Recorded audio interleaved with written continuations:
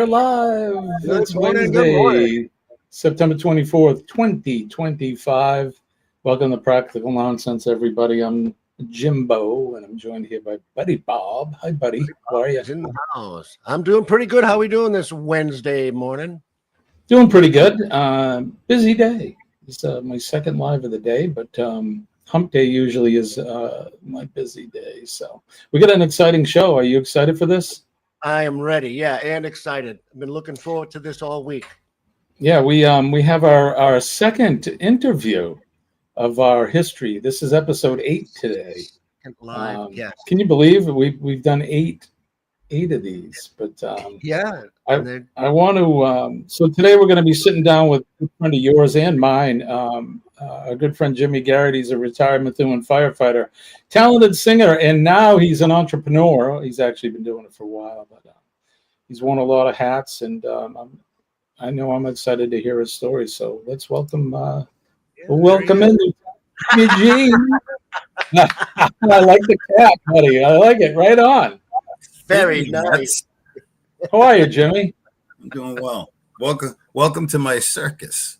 There you go. I love it. The monkey's off my back, but the circus is still in town.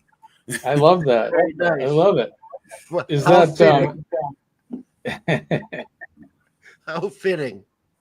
Is that a leather hat? It is. It is. Very nice. I love it. So what do they call that? The dead man's hat or something? They have a name for those. One of them is like the dead man's hat or a coachman's hat or. Yeah, I like to. Probably a coachman.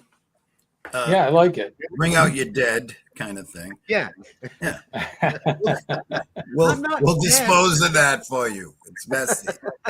Right. I like it. For those of you guys that are in the chat and you're watching here live with us, don't forget to hit that like button, share out the stream, tell all your friends about it, share us out on all of your social media platforms, your Facebook and TikTok and Instagram and whatever else you have, Discord, whatever it is, share it out so that they know that we're running live right now. And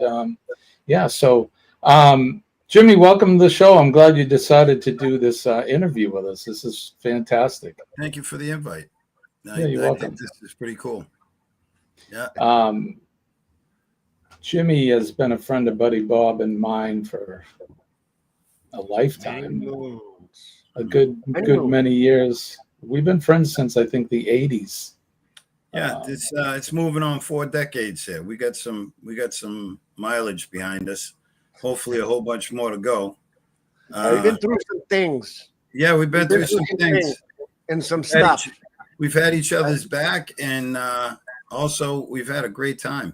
A lot of real memorable, almost family-like moments, sharing our families together and watching our kids grow up. And it's the kind of stuff that life is supposed to be. I would imagine these are the things that warm your heart. Right. Exactly. One of the reasons I wanted to bring you on though was your chosen career path. It happened to be one of the chosen careers anyway, the one that you probably made your most amount of income from was working on the fire department, becoming a firefighter, which is something that I hold near to my heart. When I met you, you weren't a firefighter, not yet. No, well, it's a lot to do. Yeah, it's kind of your fault, Jim. Well, I apologize for that then. No, go ahead. You know as well as I do. If you head in that direction, any profession like that is more of a calling than I'm going to be a millionaire. You have to want to do that. And I remember as an 8-year-old kid watching Methuen and Lawrence Fire save a woman's life with my dad, and my dad was so moved by it that it struck me that this was important behavior, watching these men work in harmony to put themselves, risk their lives going back into a building that had been just given up to the fire, but they saw someone in peril and they went up, they got it done. Luckily, people were saved, and it made an impression on an 8-year-old's mind that, hey, you know what? I wouldn't mind being one of those dudes. And I was lucky and blessed enough to be able to do it. And do it at a leadership level. I was a senior lieutenant at the North End House Street Station for the last 15 years of my career, and I tell you, I would have stayed. The body was a little bit younger and ready to do some work properly and not risk people's lives. I would have stayed on the front line, but unfortunately, I didn't study hard enough to be the chief, so I don't get an office. I still had to respond. I got up while the getting was good, as much as I didn't, in my heart, want to put the reins down. But I am thankful that I had 34 years, and I still appreciate the young men who took over. They're a qualified crew for sure. And So, how long were you a firefighter for? I got on the reserve list in 1989, and I got activated in 93, and I ended my career in 2025. So a long time. Long time. I remember when it wasn't long after you and I met that you asked me questions about it, because I had been on the job. I hadn't been on the job too long full time. I'd been doing it since '83. I think around that time, '88 or so, you were like, "Hey, you were a salty dog." It was 1987. 7, Maybe. yeah, 1987, and you were a salty dog. I'm trying to ask questions, and he's like, "All right, kid, keep dreaming." And meanwhile, they're plotting my exit. Like, yeah, this kid ain't gonna fit. We gotta get him out of the band. Well, it was just to get you started as your career as a firefighter. We knew that you'd be distracted with. Listen, I knew I was delusions of grandeur, and I knew I was going to be the singer in your band. You just didn't know it. Exactly. Yeah, I can tell that story, right? Can I tell that story real quick? So when I met Jimmy, I had just joined a band that he was in, and it was we were a 4-piece band, but Jimmy was just, I think, and forgive me if I'm wrong with this, but you were just kind of feeling your way through becoming a vocalist, and I mean, you'd been singing for a while, right?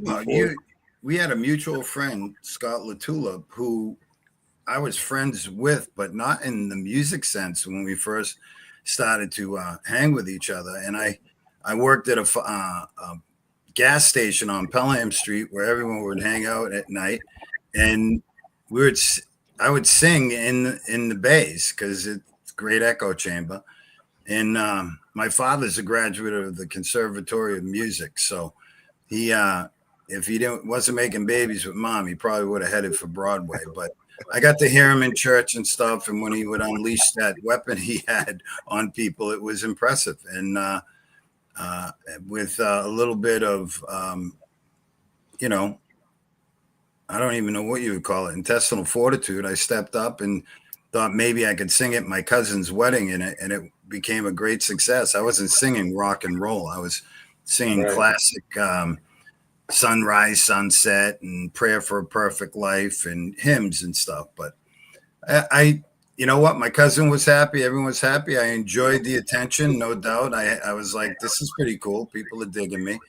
And Scott had asked me if I wanted to sing for his band. And I'm like, okay, how hard could this be?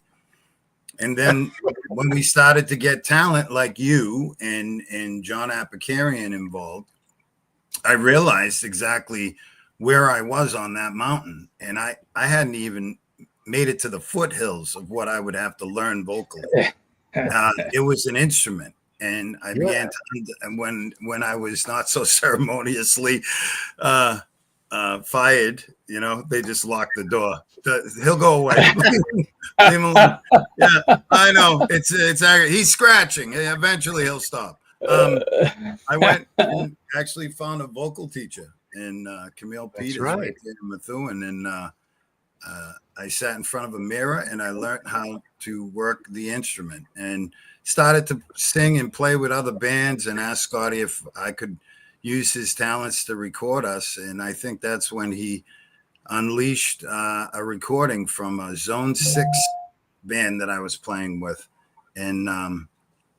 And you were like, wow, who's this dude? It's like, yeah, we fired him. Yeah, Scott was so Jimmy had kind of went on his way. It was a mutual parting, and that's when you sought out being a firefighter at that point, I think, right? Yeah, it was Our first parting. Yep, I had taken the exam and did well and didn't hear much about it until 89, and the process started with me going through all the tests. You know what that is. You go through the testing and all the evaluations, and you see the list whittle down, and you're still on it, and they don't say anything for a couple of years. And then I'm working at Raytheon at the time, and they were having serious layoffs, and I was looking at going to have to find a real job with no talent. Getting into Raytheon after high school, there was really no emphasis on bettering myself. I didn't have that fire. I was making a check at the biggest shop in town and enjoying it. But when that was ending, it was a serious moment because I had a brand new baby boy. I had just gotten married, and it was time to grow up. And luckily, the good Lord opened up this opportunity. I got a phone call from the chief at the time, Chief Clark, and he's like, "Are you interested in the job?" And I was just like, "This is craziness, man. How does this stuff happen?" That's grace. You know what they tell me? Unwarranted gifts. You didn't earn this, dude. It's just somebody believes in you. So be thankful. Right. I went and I got it done, and I've seen a lot of things, been part of a lot of miracles, seen a lot of heartache. It did a number on me for a little while. I've fallen more than once, and I made it out the other end, thank God. So hopefully I'm a voice of reason for some of the boys and girls who might be having a hard time. If they need to figure out which end is up, I can help navigate for you. I've become a little wiser for the wear. I was right. I believe I made a little analogy for myself, and it's, if you want knowledge, go to college. If you want wisdom, you're gonna have to live some. And you're gonna have to wait. It's 60 years of age. I've fallen on my face enough times where that wisdom has done me well the past 15 or so years. So that profession, and Bobby and I both know because we were both firefighters. I'm still currently a firefighter as well, but I don't know how many people realize, unless you're a firefighter, what it entails. I mean, it's not an easy job, is it? No, it's like any type of insurance policy. It's absolute maddening quiet. For individuals who are designed to perform at a very high level under duress, the idea of putting them away for hours and days on end is torture. So it's torture, which is tortured quietness, which is interrupted by absolute chaos. And that chaos can be comical, or it can be cruel, and it runs the gamut. And then you need to reset. You need to have the ability to reset immediately. And what you end up doing is you become, if you're good at it, unfortunately, you become able to put the traumas into Tupperwares and store them away. I'm sure with the mindset that you'll deal with it later, you realize the horrific things that you're observing, and you understand everything that they taught you, and that these things need to be processed. But at the time, there's something else horrible coming at you that you need to mitigate. So again, like leftovers, you don't want to get rid of them. So you put them in Tupperware and you store them away. And unfortunately for some of us, we never get around to cleaning the Tupperware, and we open the fridge one day and there ain't no room for the milk. So and we got Tupperware falling out all over the place, and nobody wants to clean that shit. And who wants to clean it with me? Nobody. And you got to learn how to clean your Tupperware on the reg. That's what I learned. That's a good analogy. Yeah, very good. You know, it's almost like Pink Floyd's The Wall. You know, it's another brick. Each one of those incidents that you encounter throughout your career, Yeah. you know, Well, you really remember the simple ones or the easy ones. It's always the horrific ones that carry the most weight, and yeah. it's hard to carry after a while. And the mindset is to sit in it stoically is a virtue, and it's not. That's a disease of the human mind. I don't believe my God wanted me to have to sit in any of it. I think he brought us all together so that we could share these things and mitigate our own demons out of our head. And that's what I do now. And I try to be that for other people too. It's, you weren't meant to hold on to this stuff. And you were chosen too. The idea that you were picked to do this, I don't see it as a punishment anymore. You were chosen to get this done. And now it's important for me to clean my Tupperware, to sit quietly and not just stow it away and get on to the next thing. Is to experience it, because each experience was given by a higher power that needs me to pay attention to it, obviously, because when I stop paying attention to it is usually when I got a mess of Tupperware at my feet needing to be cleaned. And again, one divorce under my belt and a few debacles of my own. And I can tell you, it's the good and bad were all lessons to be paid attention to. Right. Don't get too caught up in any one, but pay attention to them, because they're going to teach you a lesson that you need to learn. And again, most of my biggest follies were governed and fueled by fear. It's kind of ironic that someone who spent a lifetime wanting to be a firefighter and be a lieutenant, leading people into some of the scariest moments of my life, that I would want to do that. But yeah, at the crux of it all, there's a 10-year-old inside here who's scared shitless and wanted to have some control over it. I don't have to have control over it anymore. I know someone much bigger than me is rolling that way, and I'll leave it to him. Well, I agree with you too that it really wasn't a choice. You thought it was, but everything happens for a reason in life, and I believe that especially now, later on in my life, that there's a higher power that chooses things for you, regardless of how bad or how good they are. And you know, what's that saying about when the same people are running away from that incident, the crazies are running into it? And that crazies would be people like you and myself and Buddy Bob as well. Like I said, all three of us have been firefighters, and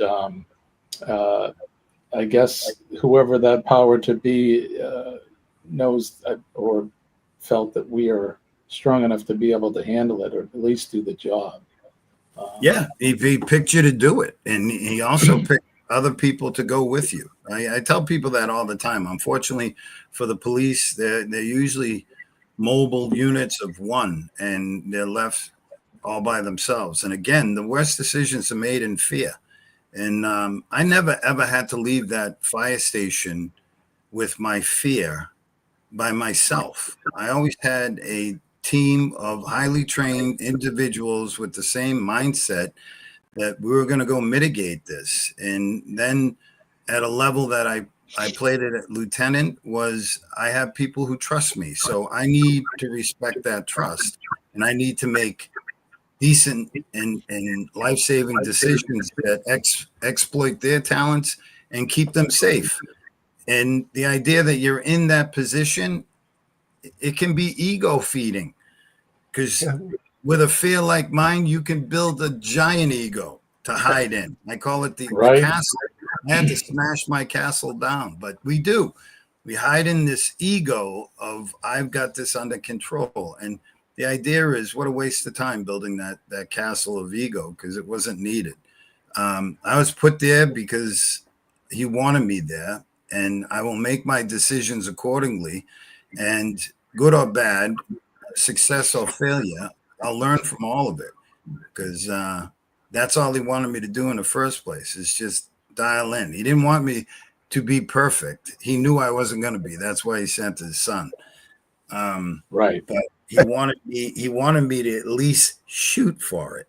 Yeah, I know you're not going to get the A, but at least shoot for it, because I want to see you be better at it. So it's about polishing this turd a little bit each day so that it shines a little brighter. That's all. I get off my Pontus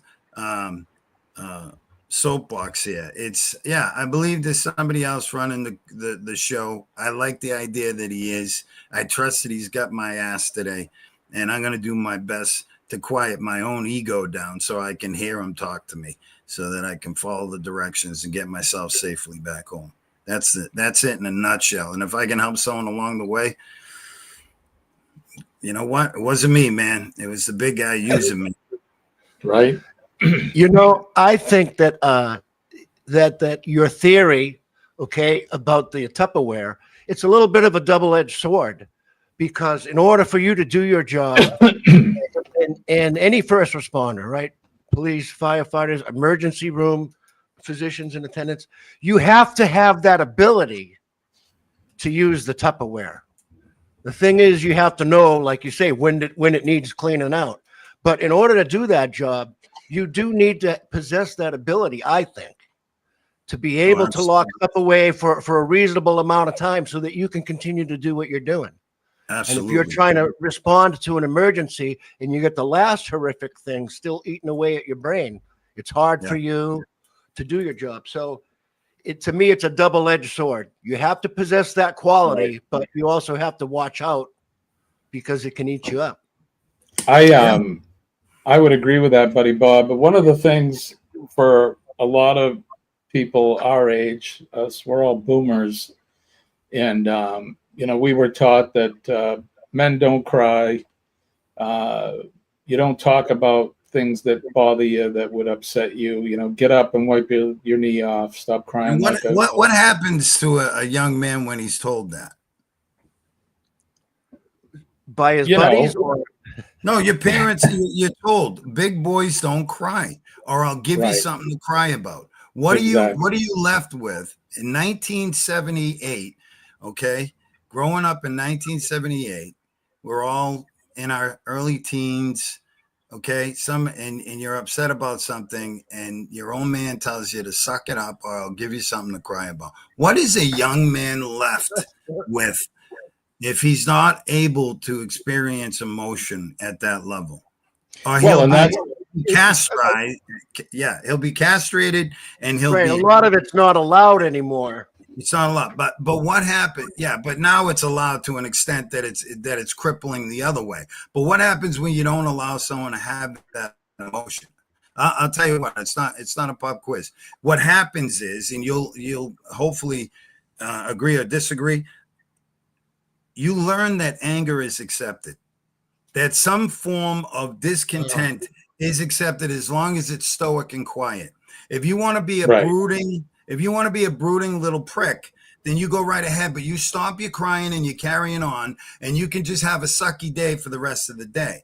So as adult men, we realize we're not allowed to feel the emotion. So what we do is we adopt what I like to call the Baskin Robbins of anger. That's what I was. 31 delicious flavors of anger, from stoic, I'll suck the air right out of this party, by sitting in the corner and bumming everyone out because I ain't enjoying myself, and it's obvious, to somebody better throw some cuffs on this lunatic because he's dangerous, because he's that angry, like road rage in my head off.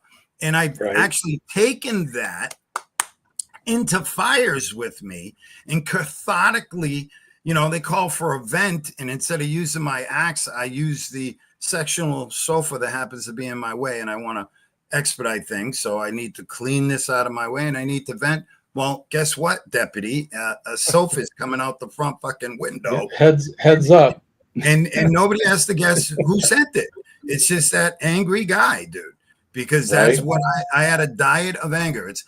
I addressed every mountain I had to climb like it was an enemy and it needed to be annihilated. And I hid in my garage because I was not the guy you wanted to go on vacation with. What I'm saying is, Allow our human beings as they process and grow up to feel the full gamut of their emotions, knowing that no real feeling controls anything. It's about experiencing it and getting on with life. We never got to experience those emotions. So what happens Well, in and midlife crisis, and you're a 50-year-old bubbling fool, can't even go out of his house anymore. Yeah, and your right. kids are you're like, oh my God, is dad gonna blow his brains out? Yeah, And no, that's one of the problems. That's one of the problems that we had as young men, young firefighters in the system, was that just like Wakeview Travel says, that you end up suppressing your feelings. And, especially growing up in a predominantly male fire department or occupation when we were young, you didn't show emotion like you that. shut your mouth and got it done. Yeah, you did your job. And then it wasn't until later that, God bless them, whoever it was, or a group of people in the fire service, realized that we have a nation full of these suppressed, angry firefighters that are blowing their brains out. They're getting divorced. They're becoming drug and alcohol abusers, and they realized that this post-traumatic type. They were getting post-traumatic stress from all of these horrific calls, and it's not just your average fire. I mean, we deal with tragedy that's human tragedy. I mean, people do some crazy things to each other, and they put themselves through some nasty stuff, and then who do they call to come pick it up? It's guys like us, and we were the ones that were suppressing this stuff. And years later, you find that you don't know why you wake up banging your head off the wall. And thank God that somebody realized that. But I think I know in my case, it was almost too late for me, because it was something that they realized that was late, and it was good for the younger guys and gals coming in. But I know for me, it was really hard, and it took a little bit more work and a little bit more intervention from others to get you to realize that, you're not a bad guy, and the things that you're seeing, they're not ghosts, they're bad memories, and they're, it's not an easy profession. It's not. Nope, And it's not. It's rewarding and it's not easy. And again, like you were saying, some of the some of the shit we see, it's the accumulative power of it can overwhelm you. But we got kids that are coming on board with military combat time, who have got severe PTSD, who are taking on these jobs, and they'll testify to the fact that a lot of the calls that they can go to on the fire department, they equal or even surpass some of what they saw in combat. It's just combat was more consistent and quick, whereas the fire department's a slow cooker. Yeah, I mean, combat's the grill, a fire grill, and you can get a hot dog in a second, but you could turn a hot dog into liquid if you stick it in a pressure cooker long enough. You could turn a roast into liquid if you pressure cook it long enough. Ooh, that sounds tasty. A long career it is when it comes to a pot roast, but when it roast comes beef to in a tube, the like human condition, it's not a good thing. You come out the other end of 30 years wondering what the hell happened, and it happened at such a slow progression, you didn't even know that it was climbing in bed with you every goddamn night, messing with your brain and making you see life differently. And you came on with all the hope in the world that you make a difference, and then you find yourself 20, 25 years into it, wanting to just find a way out of just being you. Because you can't find a happy day in the bunch, and you start to scratch your head and wonder what's the point. And I've been there, and again, feelings aren't facts, but they sure are real. And the best way to get rid of them is to talk about them and to share them with someone who understands what you're going through, because no more time for suck it up, buttercup, because the next thing you know, that kid, that talented human being will exit stage right. We are human beings first. And I think they're beginning to realize that. I know I am. I'm giving myself, first and foremost, a little bit of an easy move forward now. I don't have to know everything or go to every fight I'm invited to. I get to pick and choose, and the only thing I need to do is be careful what's in my cup, because life is gonna fucking bang into me. It always does, and depending on what's in my cup is gonna spill on me. And before it was fear and anger and contempt and regret and all the nastiness. And when it would spill, I'd be so careful trying not to spill it, but life would bang into you, get all over you and get all over everyone else. So the best thing I do now is try and clean that cup every day and put some gratitude in there. And hopefully if I get banged into, that's all just spilling all over me, and anybody who's close to me ain't going to mind having a little gratitude spilt on them too. Again, a metaphor, but still, it's the truth. You get to choose who you want to be every day and how you want to dial it in. I was a very fearful, angry man for a long time, and I got a lot of shit done, and a lot of people counted on me, and it was a nice patina on the outside, but the inside's a lot warmer now. It's a lot less achy, and I like who I'm becoming. Very good. And thank God for it took a while for the fire service to recognize that they needed to do something about. We move slow in the fire service. Well, we do. You know, to our own rescue. We'll move we fast talk a lot, rescue, but we take forever for our own. But one of the things that we do now, and we've been doing it for several years now. I mean, you and I, I'm 41 years in, and you did what, 30 years or whatever.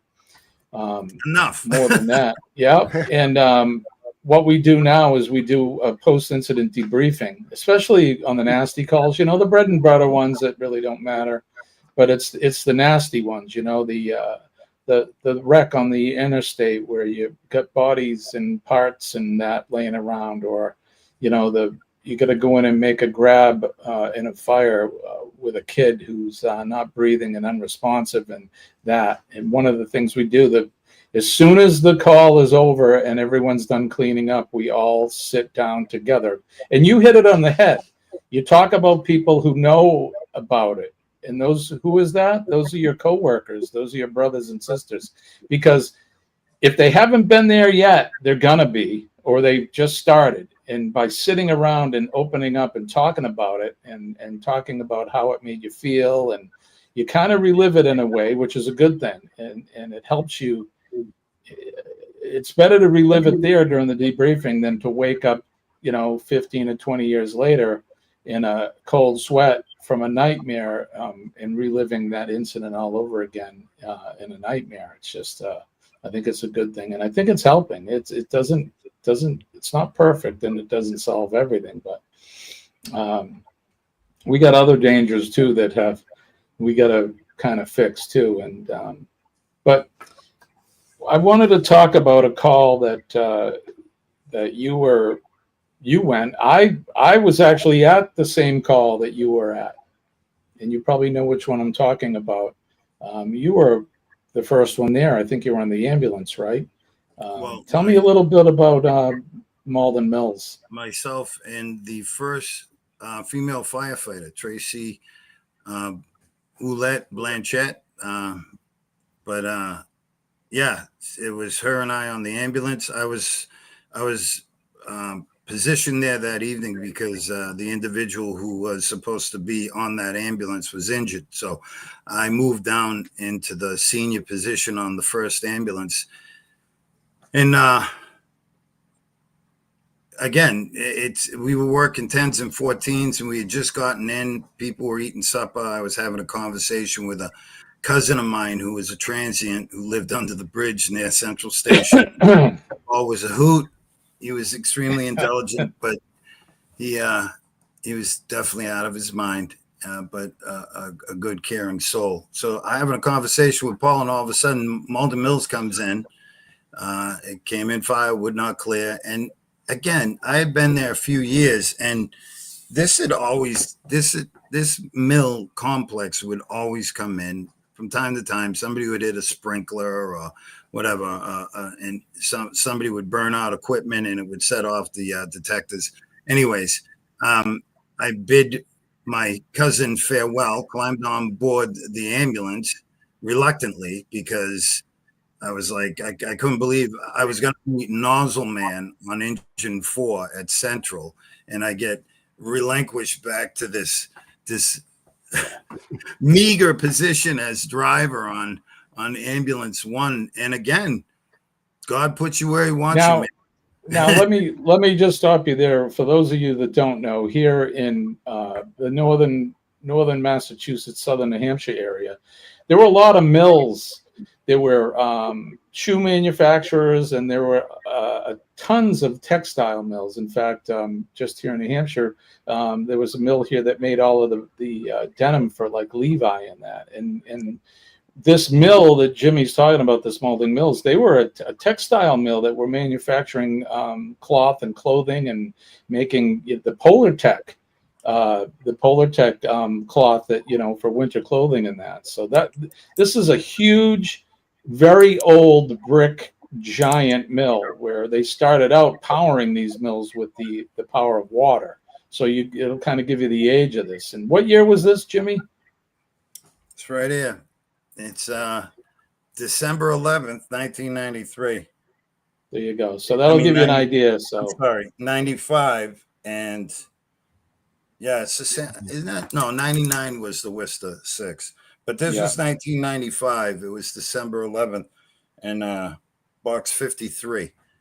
So we're talking about a very antiquated mill building that is typical in this area. About 150-year-old, mile and a half long, if you put them end to end, 100 yards wide, and 5 stories tall, of nothing but oil-soaked timbers with and equipment run by propane tanks. So run by propane. Now you guys get banged out for what? An alarm? We get banged out for alarm sounding because what initially happened was there was an explosion. Flock would build up. It's a dust from the cloth that they have, and they have these big air cleaners that sometimes would get overwhelmed by the amount that they were making, and that dust in the air is flammable, and they had explosions there before from that dust. What was told to me was they had another one of the dust explosions in the Monomac building, which was set further back and behind 2 of the biggest buildings, and they were all connected by gangways at different levels, and that's where the fire would feed through eventually. It was 19 degrees out with a 40-mile-an-hour wind coming into the Monomac and pushing it into the other 2 buildings. But when we got the call, it was for an explosion. And we left. And being just a young guy with bravado, I was like, we're going to go burn some diesel and we'll be back. You know, we get to make some noise going down 28 and woohoo, I'm a fireman. But when I turned on to 28 disappeared. We were about 3/4 of a mile from the main road into the mill complex, and we couldn't see anything past St. Monica's because that's how heavy the fire was, and we're talking seconds after we had rolled. Seeing that, I immediately got on the radio to Northeast CMed at the time and declared a mass casualty at the Malden Mills complex. Because putting 2 and 2 together in my young brain, I had been there at all hours of the night to rescue people from their own stupidity. I knew that the place was filled with people working 3 shifts trying to supply Polatech to the world. It had just broken through in the military contracts and everything. I knew there were tons of people in there. The fact that 28 disappeared, that this was for real. And I knew that we were only 1 ambulance and quite frankly, under-equipped for what I had anticipated would be ridiculous trauma. And rightly so, we pulled down to the security building and was met by security who were frantic. We could not see the Monomac building. It was covered in a thick, acrid smoke.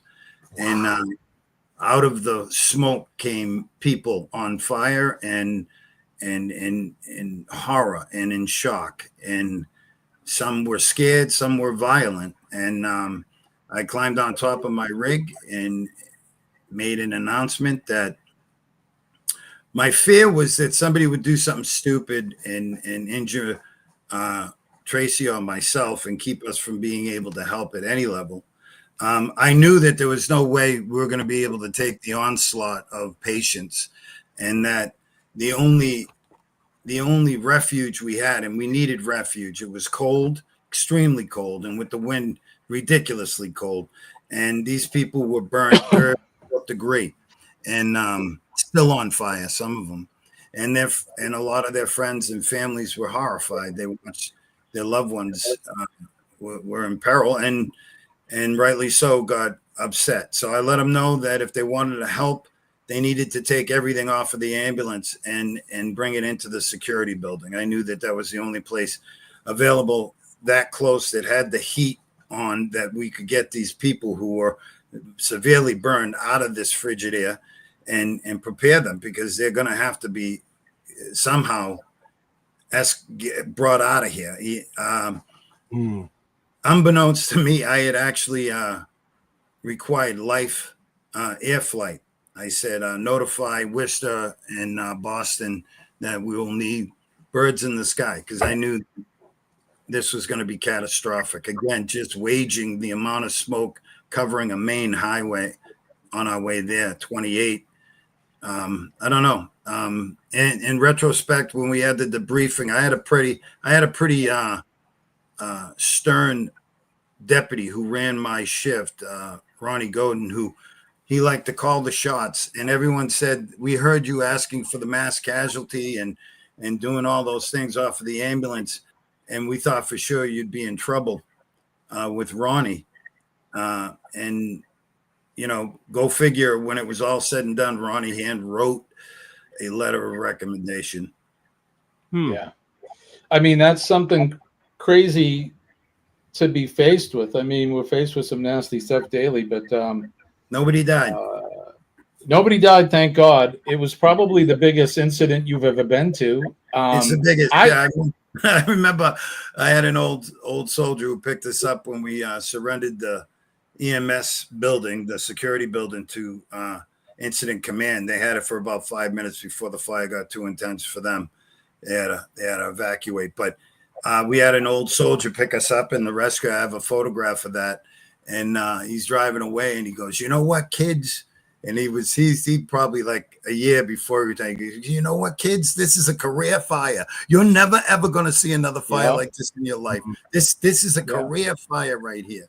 So he brought us. I worked a state away, and 25 miles at least away, and I was at that fire, which it's rare even today for departments to travel that far to an incident, and that's how big this was. I mean, it was so cold and windy that here you have this giant 150-year-old mill building with fire blowing out of the roof, and buildings literally falling down and burning down, and the wind just pushing that fire and increasing the size of the fire and blowing brands or embers to buildings across the street. I didn't even fight the mill fire. I was fighting building fires across the street. Exactly. Remember when we were studying for our exams and they talked about conflagration? What's a conflagration? It's a fire that feeds upon itself. It's so big. They have them out in California all the time with those forest fires, God help them.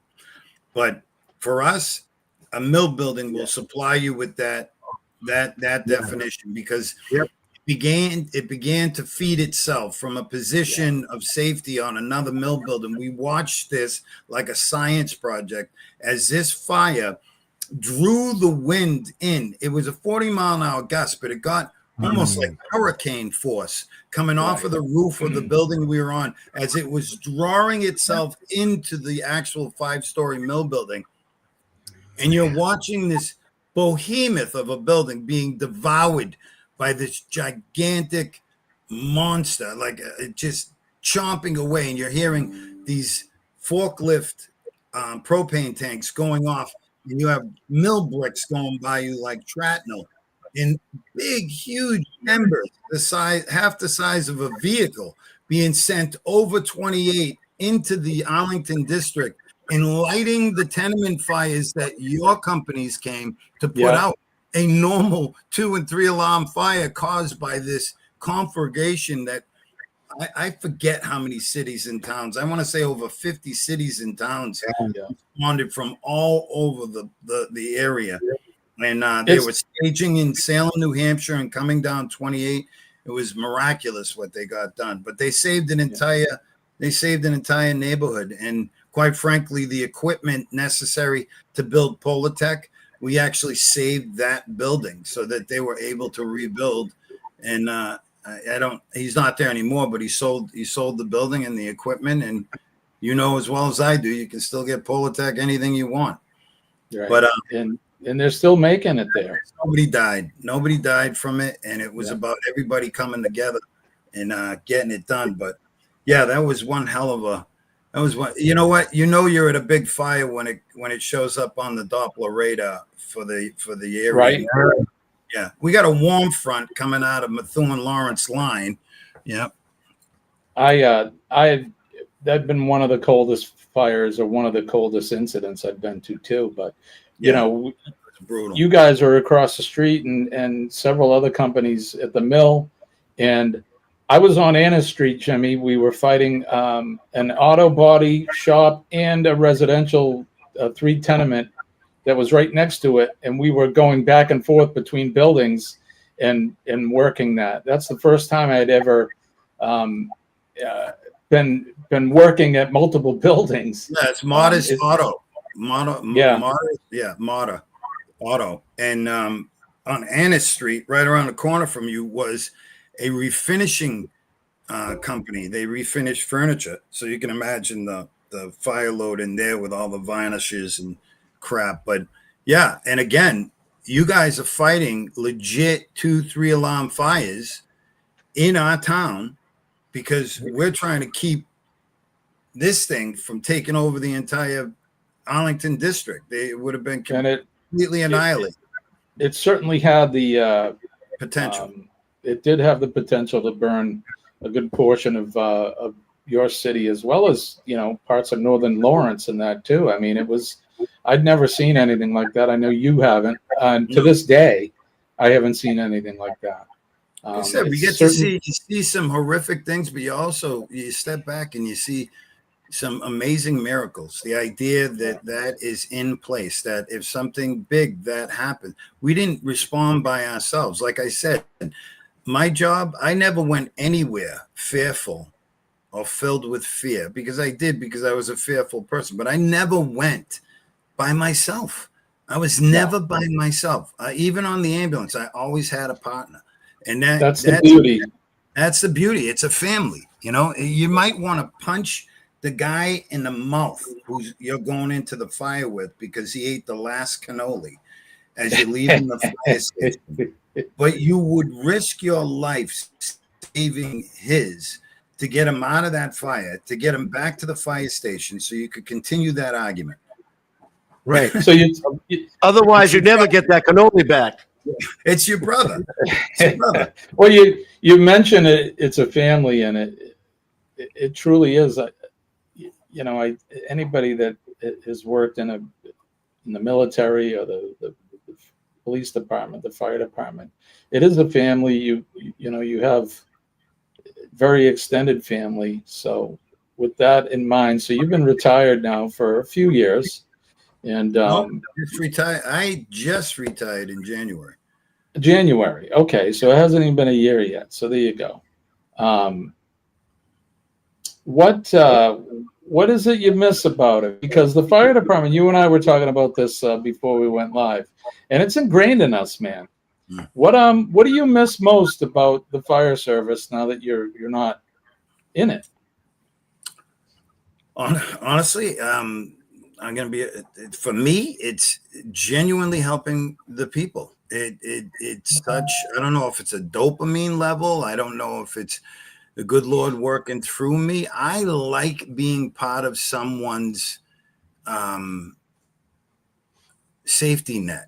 I like walking in and seeing that 90-year-old lady who's so scared because she's alone, and being able to walk in and just put my guard down, knowing there's nothing wrong here except a little old lady who's scared. It might be a snowstorm or a thunderstorm, and her husband has died a couple of years ago, and she's got no one else to call, and it could be 3 a.m. And I've had to dial younger firefighters in and let them know, look, Superman, not every call is going to have all 4 stations out there with cameras making sure they get your best side.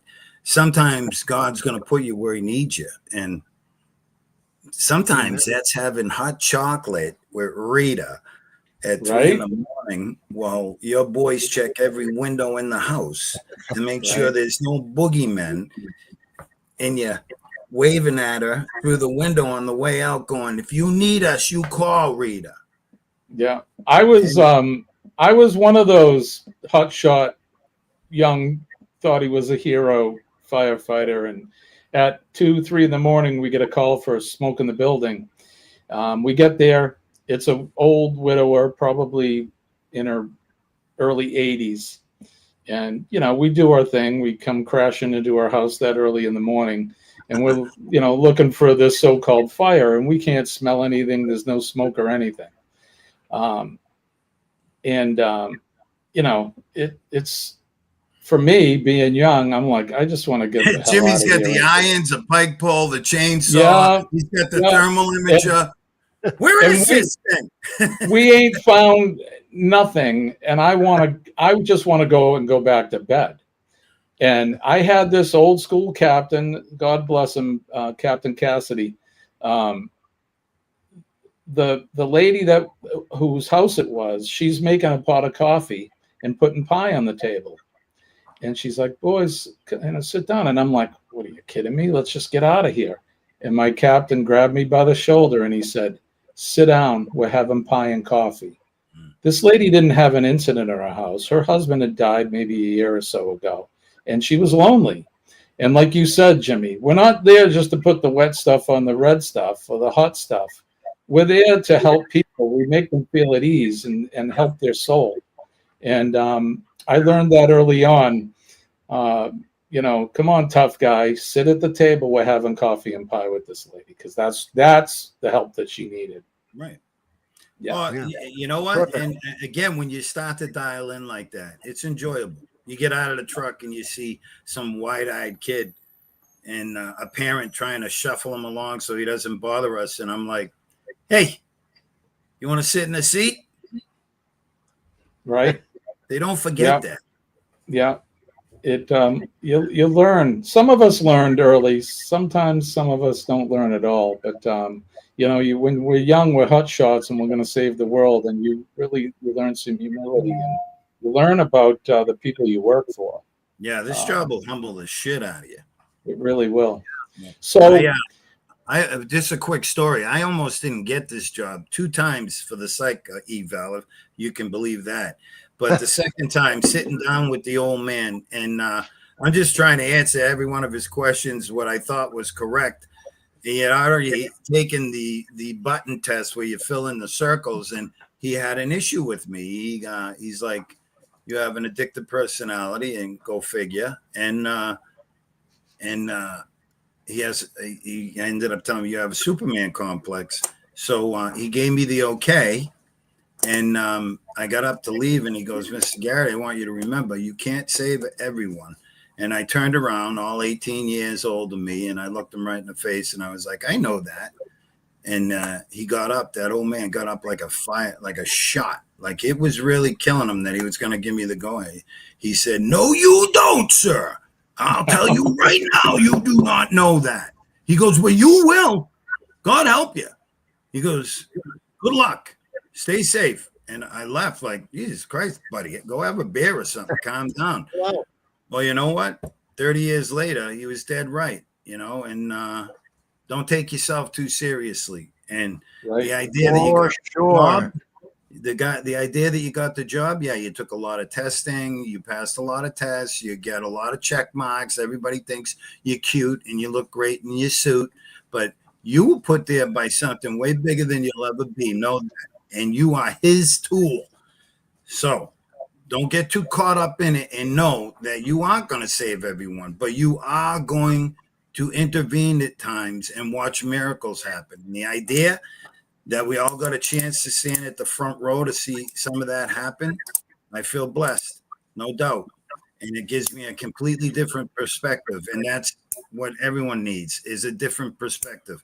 Because you could have the best seats in the goddamn house, but the guy with the cheap seats, he's the one who saw the play in the far end of the end zone that your 50-yard seats don't see.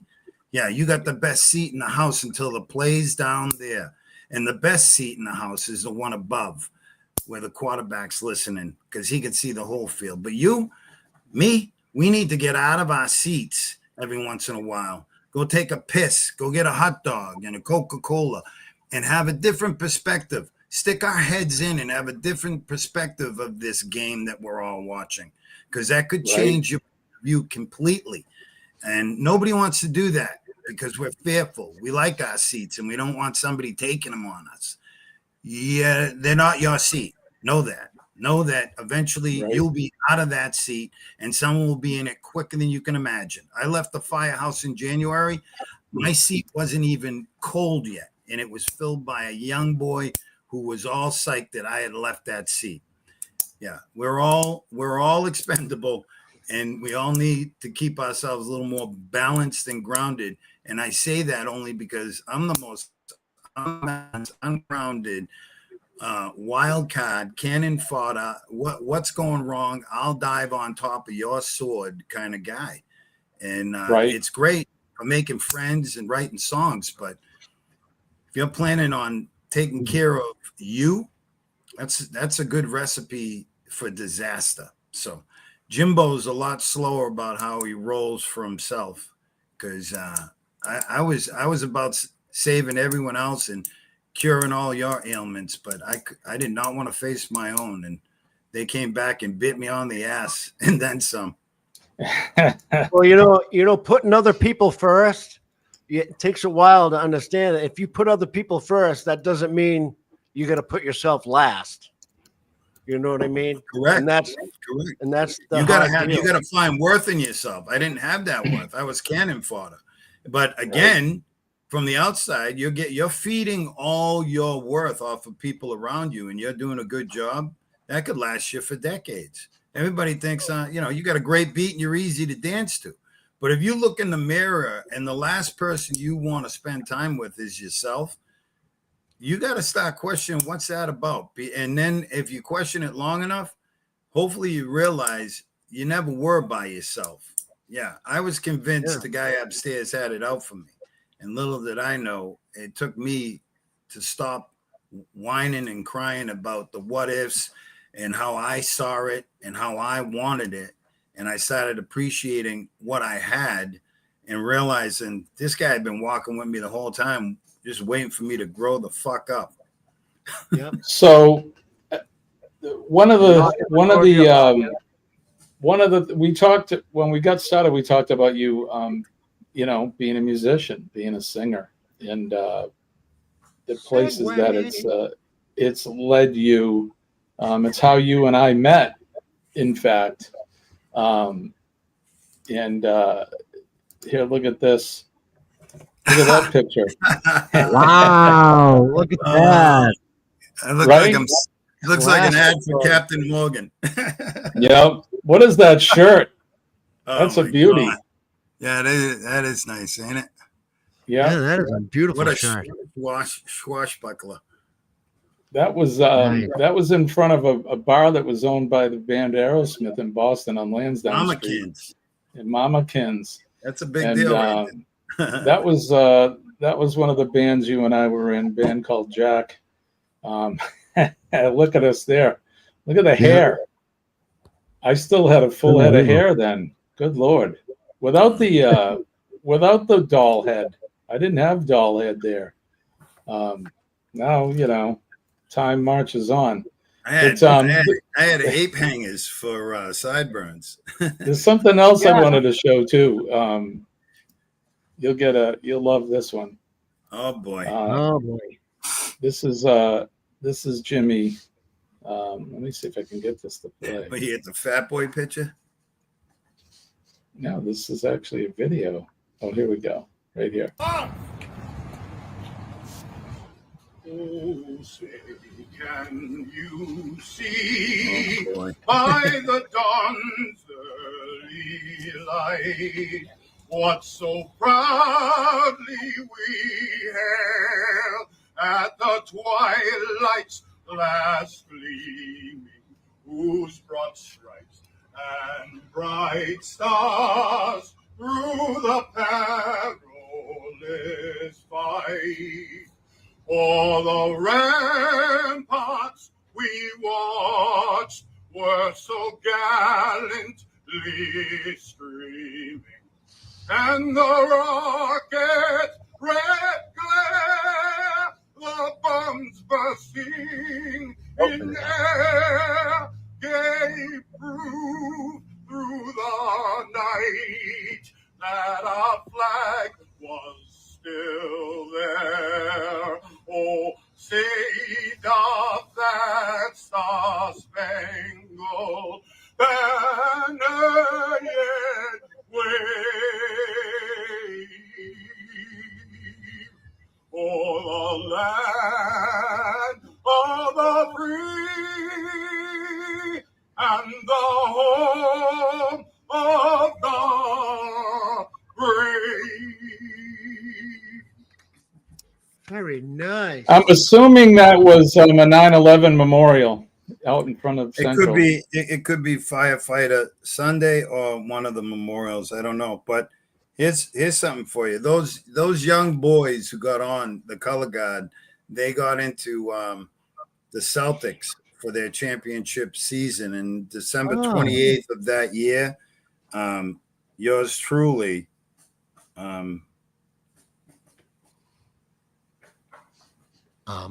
Were you invited in to sing? Yeah. There you go. Oh, yeah. Oh, so in the garden. Nice. Hang on, Buddy Bob. You'll love this. Did you sing it before a game? Yeah, it's and again, they don't have a regular singer like Rancourt, so Right. they'll just pick and choose accordingly. And the guy that was supposed to do it,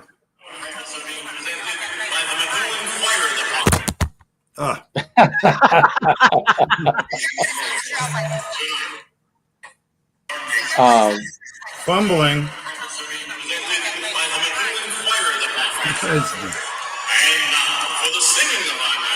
Oh, there he is. It's hard to see it, but so you got to do the anthem for the Celtics, and you sang at Fenway too, didn't you? For the Red Sox. I did. That was when was that? 1995. I think I had just been on for a couple of years. But so as a singer, you're the real deal, dude. You're not just absolutely. I want you to see me showboating with these guys.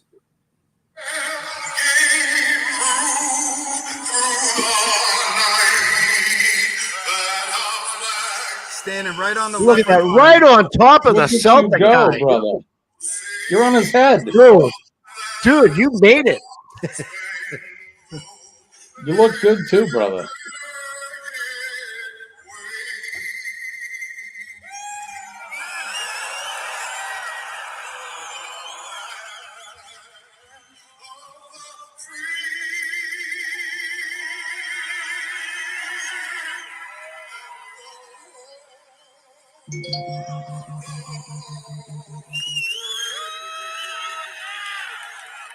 And I didn't. How'd that make you feel?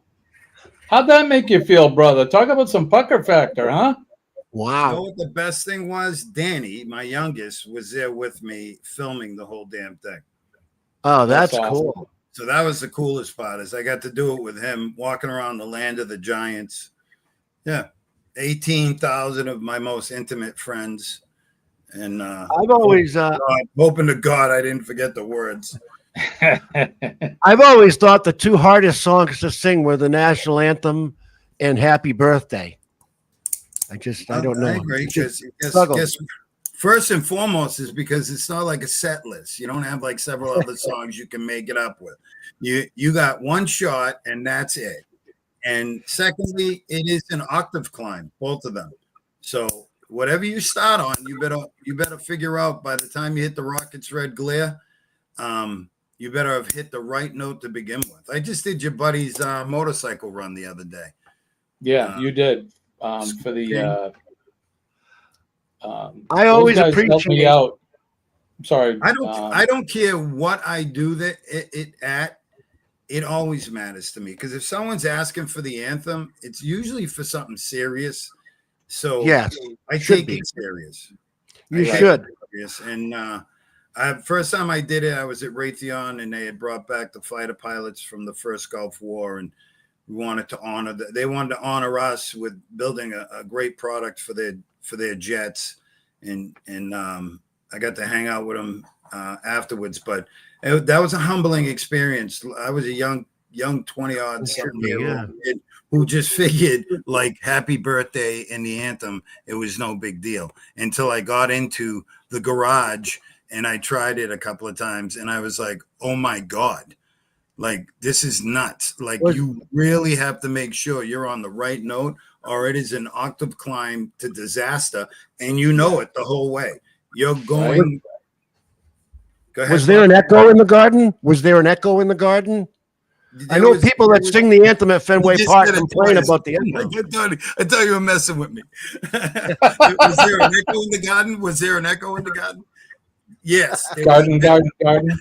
There was a bit. And now. Please welcome.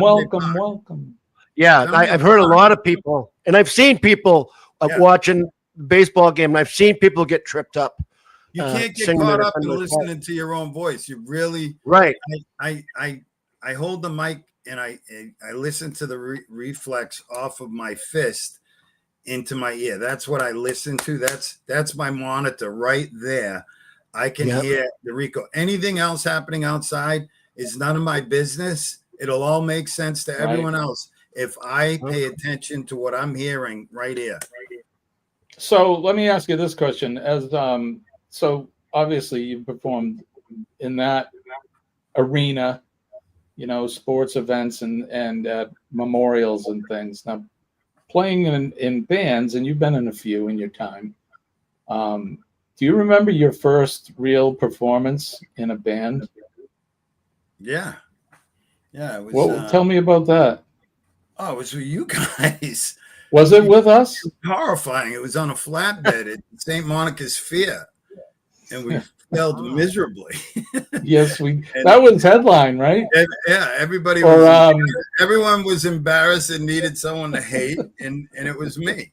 Regardless of how bad you might have been or Scotty might have been, the fact that I sucked so badly, that's when I got fired.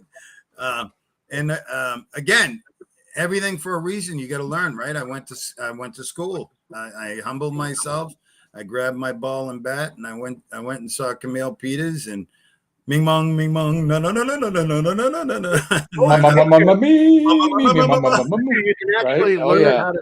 It's crazy. Go figure. Yeah, go figure. But you came a long way after that. My real full performance was at the Legion in Methuen with a band called Pouring Rain, and the painful what do you call it? Not incantations, but what manifests in your journey. You have no idea what's going to come. You just stand there and you move forward with other guys and gals and try to make music because something moves you to do so. And every once in a while, I think our friend Adam said it best. I'm not the best at all of this. All I try to do is make a sweet sound. If it sounds sweet, then I move with it. And that's all I've ever tried to do. I didn't try to perfect it. I just tried to take the edges off of my own and hopefully share it with someone who might appreciate it. And I've been lucky enough to have quite a few people appreciate it. And again, it's a gift. My father told me a long time ago, and he was one of the greatest vocalists I'd ever known. And he's not on my top 10, but again, he said, it's a gift. So share it. Don't be afraid to share it. And I have it. And, Well said. Incredible places. About writing and recording, and then here it is. Oh, yeah. So here's a song that Jimmy wrote with the rest of the band. The picture that I showed you outside of Mama Ken on Lansdowne, this is the band Jack. This is not the national anthem, but this is Jimmy in his full form as a rock and roll singer. So.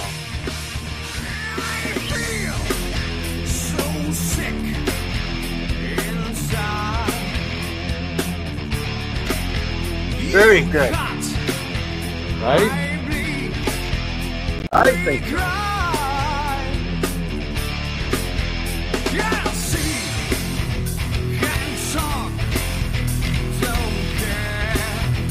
Oh, he's still inside there, man. Jack. Yeah. Yep.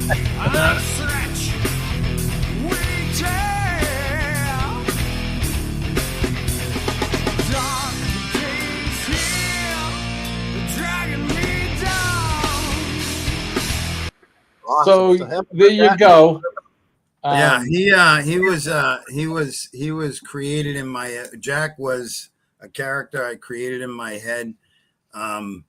Again, we were in the Godsmack realm back then, and some of the music we were making back in the day with Common Ground was great music, and a lot of times much to my chagrin, we turned a page and started heading into something heavier, and I needed to create a personality that would stand tall in that arena, and Jack, after going to see Maynard James Keenan at 1997's Ozfest and watching that maniac curl his toes over the stage and unleash upon about 30 unsuspecting children who were there to see Limp Bizkit and show their boobs and smoke their weed and do whatever they were going to do.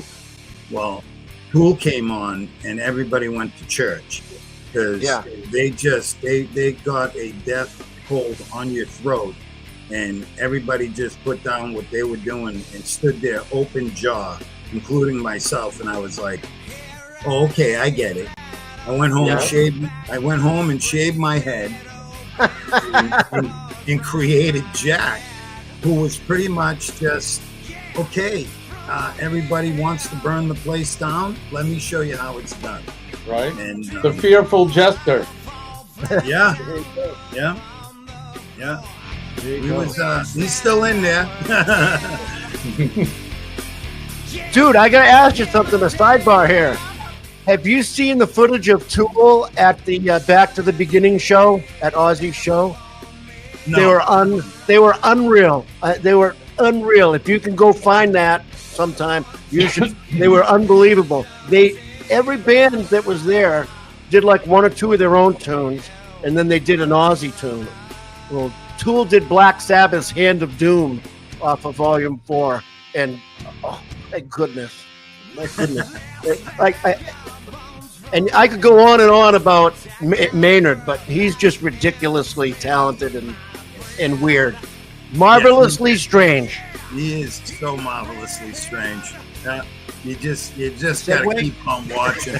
You just gotta keep on watching with him. He what an intelligent human being, and how many different levels he excels at. And he seems to be a happy dude. He seems to be okay with being him, which is all of it. I mean, I don't care how much success you have. If you're not happy with it, then what's the point? but he seems to be quite happy making his wine out in Arizona. They're happy to have him out there. He's got Pussifer and Perfect Circle, and he's got Tool, and it seems he puts one mic down, he gets to pick up another mic, and they just keep on feeding him creations to put stories to. And if I could think of a more ideal life, that would be incredible, to be able to be with that many talented human beings in your life. From who's buddy there, Les Claypool, when he's in his birthday. I saw him on his birthday tour, and just surrounded by such talented human beings who respect him at a level where they want to hang out at that level, and hand over their babies so that he can write the lyrics to them, and go out and let us just unlock the deepest spaces of our own brains, and use his music as a backdrop for a soundscape. It's been fun. I look forward to seeing what else he does. He's incredible. So it doesn't surprise me. And again, I saw them when they were in great pain with their last record label. Volcano Records was really making life difficult for them back in the day, and they were out on tour with Ozfest, so they had a lot of pent-up frustrations that they were unleashing on stage, and they sent this young man in a direction that helped Jack find itself. I needed to front a band that was hitting. I mean, Johnny App on the drums and Jimmy on bass and Scotty writing these fucking heavy riffs. And I needed to get on top of it with a surfboard with this twisted jester who, would with a grin strike the match and dare you to come with him to the chaos that would unfold. We were a good band. We had some mild success in the beginning. Like a lot of bands, things imploded towards the end. We had played for a while, but we had a good run, and it was good. We were getting some airplay on one of the biggest FM station around Boston. They were playing our music, and for me, that was I felt like we made it. We were successful, and we great played time. with We were winning. WGIR FM was lauding us, and we actually won a battle of the bands that they had. We won that, and we played with bands like Godsmack and some of the other bands around. And we Jimmy and I branched off after that into Absence of Faith and met a young man named Ben Carroll, who went off and had fame with Ra and took that to national acclaim. And again, you get to touch a lot of people along the way, and they go off and do their things. And I have zero regrets. Those are some of the greatest times in my life, man. Me too. All right, now it's time for top 10.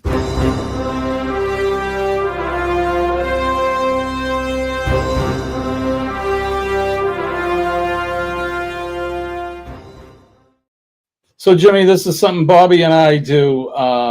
We do this every show, or we try to, and we wanted to include you in this as well. So, Bobby, what did we come up with today? What's our top 10? Today is top 10 male lead vocal rock and roll. Although I say that, obviously any genre is open that you want to put in. I kind of stuck to the rock and roll thing to make it easier. I did for the most part. But 10's not a lot if you listen to a lot of music, is it? I don't know. No, it's not. It's not. So we may have the three of us may have picked maybe one or two of the same vocalists. I guarantee. I would think. I would think one or two. The lists are always subjective, of course, and like Bobby said, you could go all day with your favorite vocalists. You could list 50 of them or 100 of them. There's just so many great vocalists out there. So, all right. So, Jimmy, you're the guest on the show, and in no particular order out of your 10, they're all number one in our book. Why don't you start us off and pick one of the ones on your list? Robert Plant. Right? I think that's Right? on everybody's list. It's on mine. Yeah. I mean, a He's young number one kid, on mine. a young kid from England who he's got two top dogs, studio dogs, come hunting him down, a drummer and a guitarist, because they hear about this sweet voiced little boy, and they take him on a journey of a lifetime that still to this day I listen to him now. What a statesman, what a good human being, and his voice is just getting better with age, man. Feel good, yeah. He is so enjoyable to. I listen to some of his podcasts and stuff. He's such a grounded human being. You ask him, what were you thinking back when you wrote Stairway to Heaven? He goes, I was a 20-year-old kid.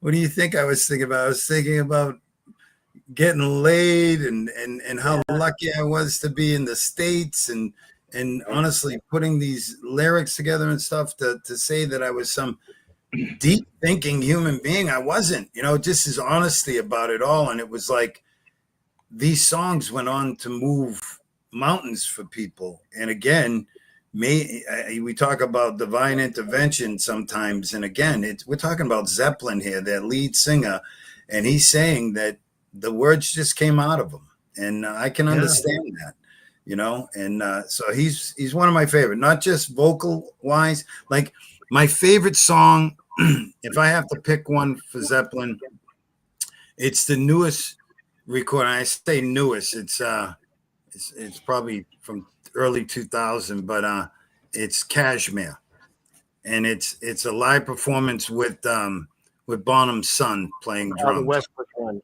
Oh, and and Plant, just because Plant is just, you can hear him. He's just letting go. He is absolutely riding on top of this music. And Jimmy Page is just strutting and strumming like a proud papa. Like, this baby has lasted so long, just commanding an army to move forward in some direction with Kashmir, and the click of the sticks by the young Bonham as he brings them into this huge sound. They have the symphony behind them, and I think to myself, they were just Mill City kids, who Right.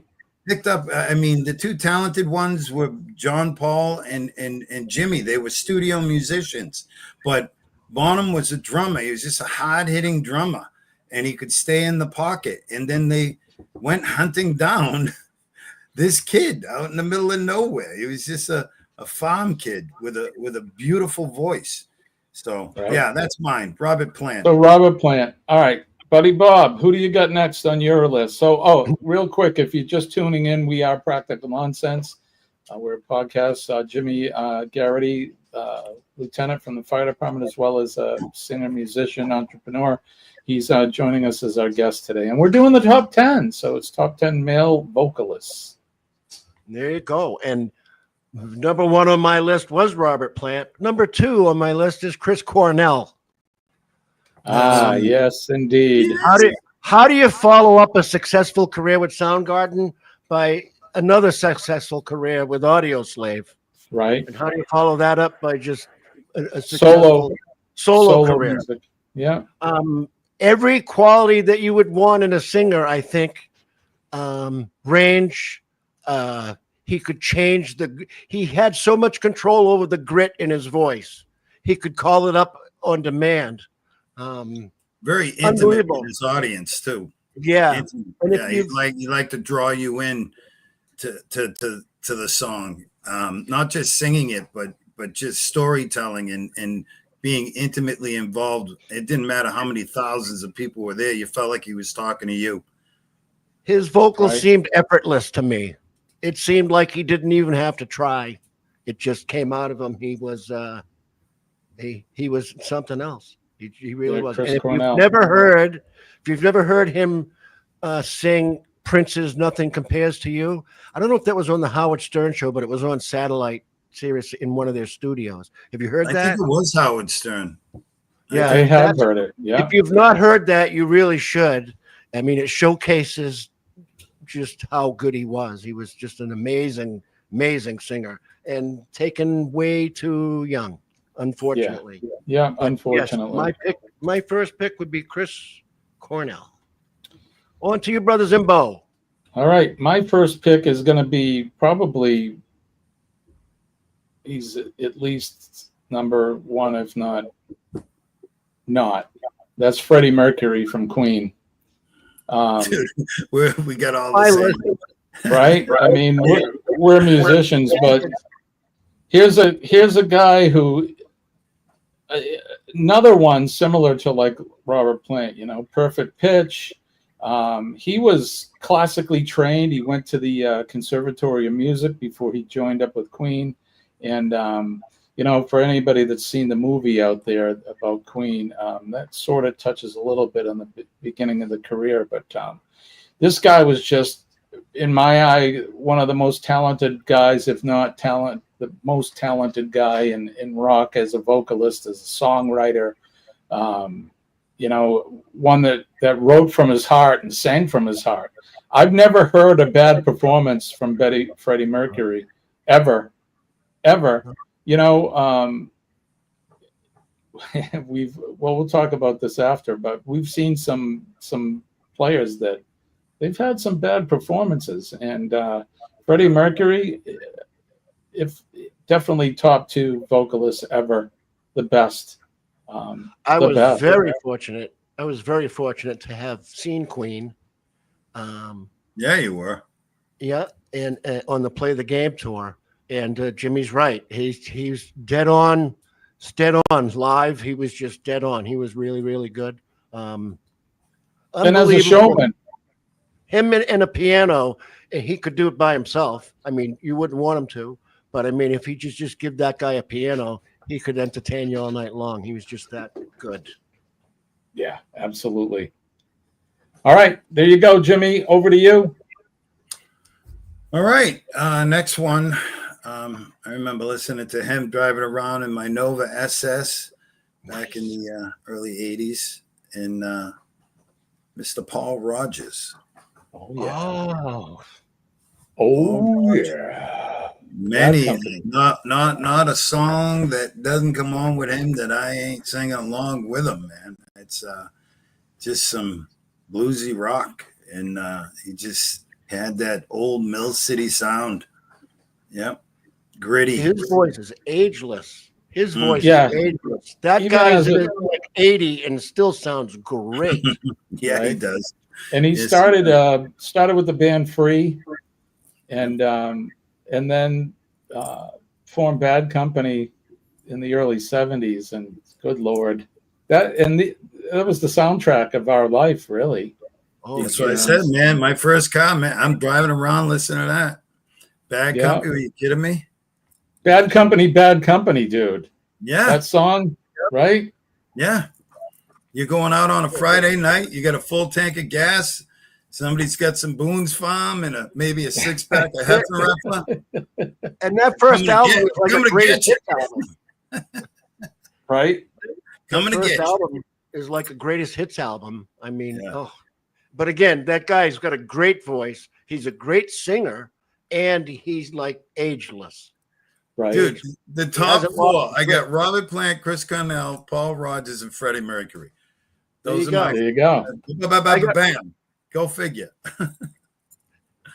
Well, I got. All right, Henry. I've already crossed off Robert Plant, Chris Cornell, and Freddie Mercury, and then Robert Palmer. Would be my next selection. Simply irresistible. Huge fan, but even really the stuff before that, earlier, the early and Sally through the alley. Right, that's a great album. And then the other album is Some People Can Do What They Like. That's got the Man Smart, Woman Smarters on that album. He had this great groove. Looking for clues. Nerd, nerd, nerd, nerd, nerd, nerd. Yep. Yeah, he did a version of Spanish Moon that's on that record. He had a great voice. He could have been a crooner. He could have been like a Dean Martin or a Perry Como kind of guy. He had that quality in his voice. But he's my karaoke go-to. Right? Yeah, he is, yeah. And also, I think I always liked him because he was cool.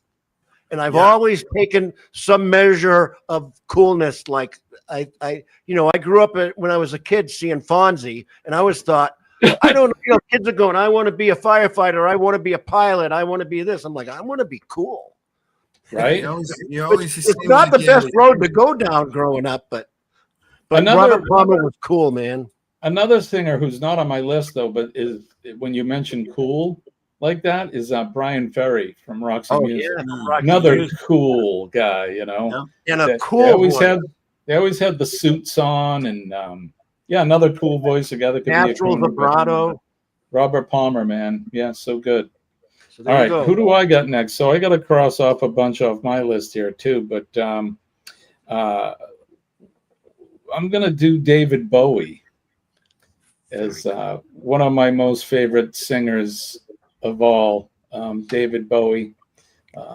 Big whether he was singing, Space Oddity or singing with Bing Crosby, doing the Little Drummer Boy, or you name it, up to the, I'm Afraid of Americans and that. I mean, just everything he did was incredible and fantastic. And another unique voice. He could have been a crooner as well, and an actor too.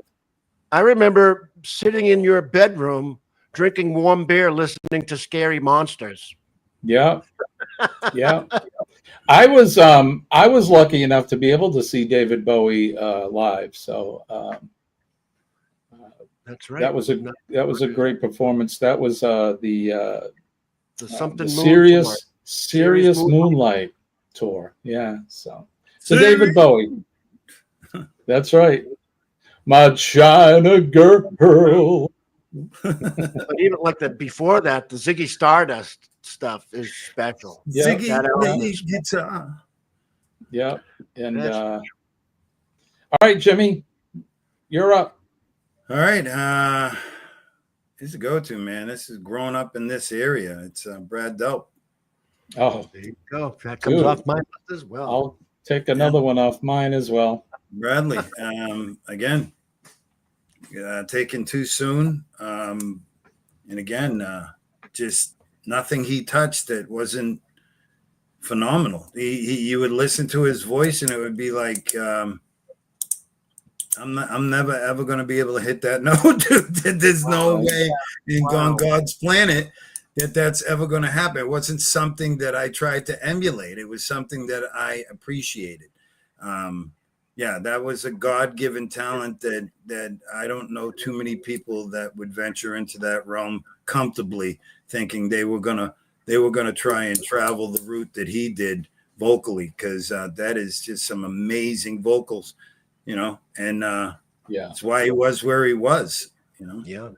I have a Brad Delp story. So it's 1987. I'm a young full-time firefighter, and I got assigned to the ambulance, and it's early morning, 1 or 2 in the morning. We get banged up for a call for cardiac issue or breathing difficulty, something I don't really recall, but it was at the time we were transporting for some neighboring towns. So we go to this town of Londonderry, and we pull up the driveway, and I walk into the house, and the first thing I see is a grand piano in this massive, like, vaulted ceiling living room, surrounded by gold records on the wall. And I realize I'm in Brad Delp's house. And who's my patient? Brad Delp was my patient. And not to go into the finer details of the call, but he was having some difficulties, and we ended up transporting him to the hospital. And that was like a highlight, one of the better highlights, the better calls that I'll never forget in my career as a firefighter. Patient, or was he a pain in the ass? No, he was great. You know who was a pain in the ass? His wife at the time, who became his ex-wife. She was more concerned over us being loud because the kids were sleeping than she was with her husband having some chest pain. So, Brad was the model patient. I don't think Brad had good luck picking partners. No, she and look, I don't know, maybe she was just having a bad night or whatever, but she chose to deal with it by kind of just she was kind of a bitch to us. I'll be honest. It wasn't one of, I'm sure, her finer moments, especially when they call the ambulance to bring her husband to the hospital. So, but yeah, that's my Brad Delp story. So, all right, buddy. All right, next on my list, Jeff Tate. Oh, jeez. That's another one off my list. Our list is slowly. you bastard! Bastard! Yeah, range much?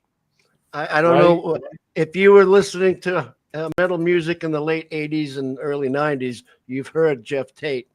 Queensryche, the great band, regardless of the singer, the two guitars, and they just had a great groove, and their music was awesome. But Jeff Tate, so the first one I got was Rage for Order, and then Mind Crime. But both of those albums, Mind Crime is an absolute masterpiece and like a must own. If you're of our generation, that's an album that if you don't have it, you should have. That's a masterpiece. Much like Pink Floyd's The Wall, Queensryche's Operation Mind Crime is an absolute marvel.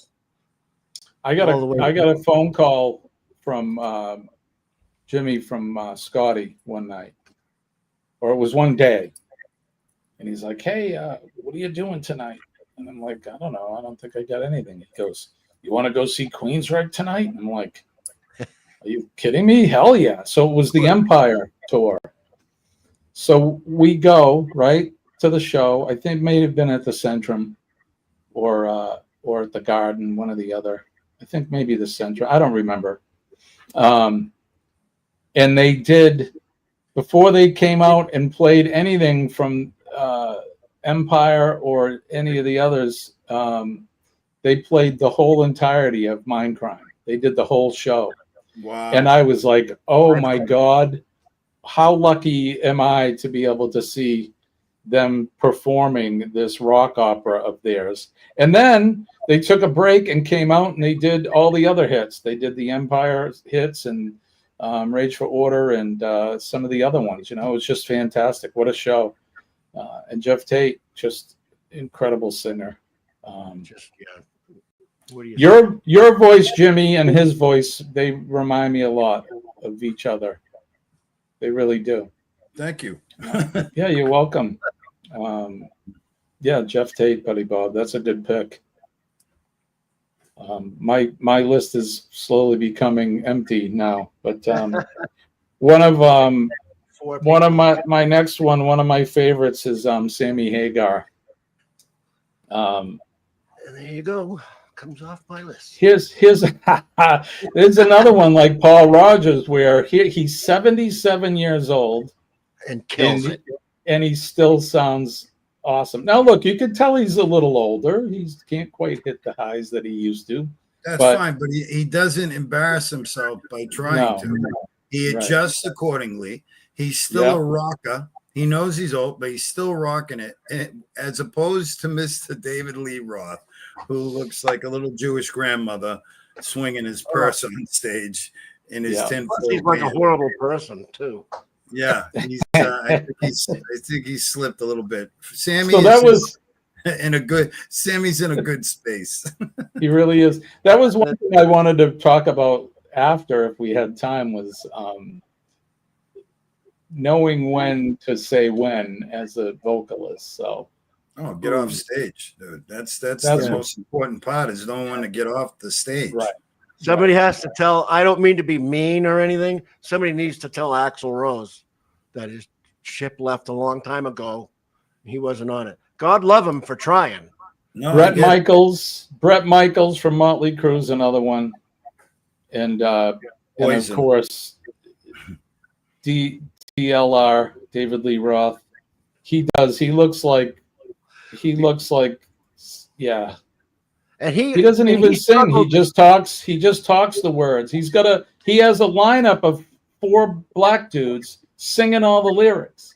and he's just pointing and dancing and Yeah, and he's trying to pack on these leather pants with his little weenie kind of poking through. Just a gigolo who's really fucking old and needs to get off of the stage. Right? Your time is pretty much done. Know when to say when. You should have quit at your high point. Yeah. So it's embarrassing. I'm embarrassed for people like him and Bret Michaels, who was up there, and he look, we all gain a few pounds, but he's up there as big as a whale, and he's singing stuff that just the words they're not legible. It's just Bret crazy. Michaels is big. He got big. He may have lost weight again, but and Vince Neil too. Motley Crue. I don't know why. Oh, that's who I meant was Vince Neil, not Bret Michaels. They're getting some residency in Vegas next year or something. I mean, Motley Crue is. Yeah, I mean, I don't even get it because he's like done. He's been done a long time ago singing. Yeah. I mean, I just don't understand it. I apologize to Bret Michaels because he's still singing. He's still singing. He sang for Poison. I think it was Clint Eastwood who said a man's got to know his limitations. He's still traveling around the world singing "Every Rose Has a Thorn" or something. He's doing okay as that, Bret Michaels. But I meant Vince Neil. He's up there singing Big Mac. Big Mac 103. The words don't make any sense, and there's a bunch. Look at the exactly right. Isolate the mic, and he's like, he's reading off a laundry list. Or it's like some grocery list he had in his pocket. All right, I think you're up, Jimmy. Right? Yeah. All right. We were talking about him before, Maynard James. Yeah. Maynard James Keenan. Yeah. Vocally, I got a story for you. I've seen Tool, I don't know how many times, numerous times. And a mutual friend, Mistress Carrie Sorrow from WAAF fame, she has more than once taken my not so desirable tickets and turned them into gold for me. Showing up at one show with my eldest son Christian, we had the lawn seats down at the venue in what is it called? Great Woods, whatever it's called now. And she left me some tickets at the WAF truck, and I came and turned in mine, and I was given an envelope for row 6 and position 2, which you can't get any more dead center front of stage. Now, preparing myself for the nosebleed seats and being a vocalist, I love watching Maynard, so I try to get as close as possible. So I had some 50 by 10 military grade binoculars that I had brought with me. And they probably would have been okay from the position where I was originally set for, and that was the grass seats way up in nosebleed land. But being row 6 center stage and being 6 foot tall, and at the time well into 300 pounds with a plaid shirt on, I couldn't be missed. And I'm sure all Maynard could see was this giant hayseed with these gigantic binoculars that kind of look like Buddy Bob's lenses right now, blinking at him.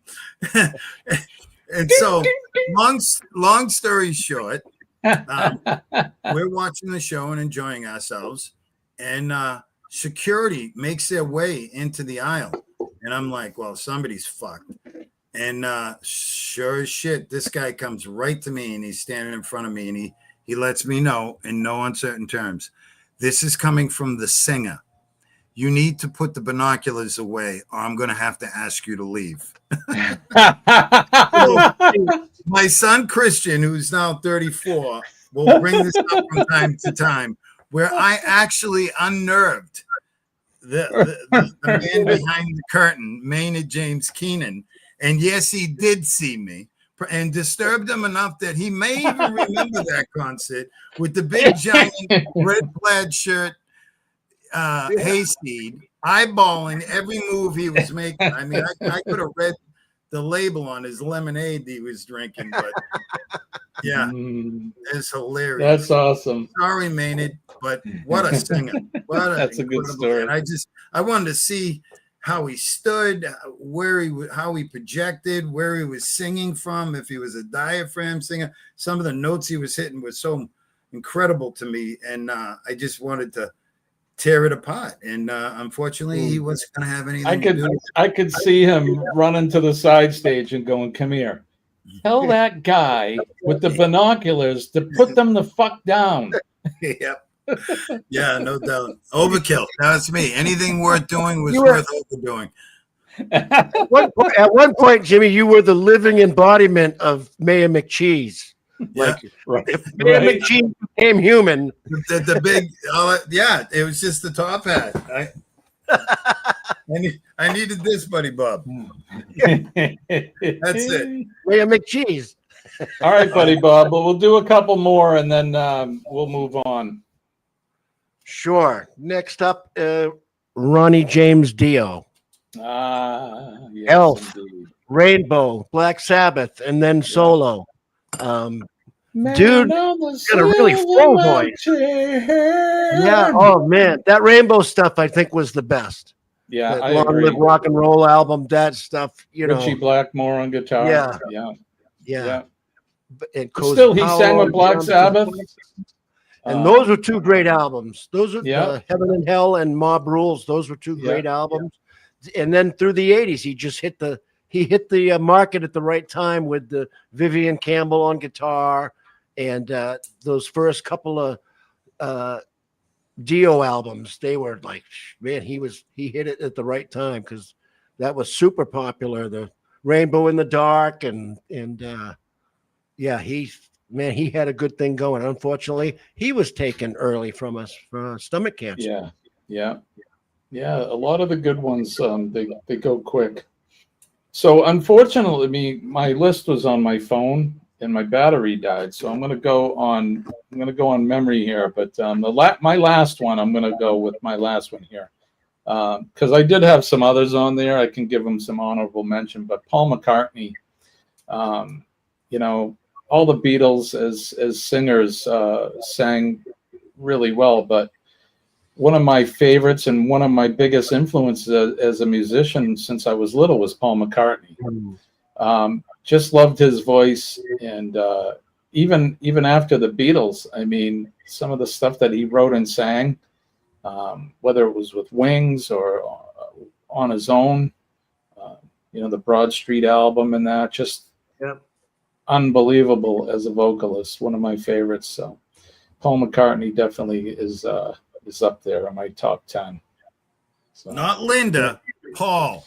No. And I was fortunate to be able to see Paul McCartney when Linda was alive. She was in the band and she played piano in that. She was good. She learned how to do her vocals, job. maybe not so much, but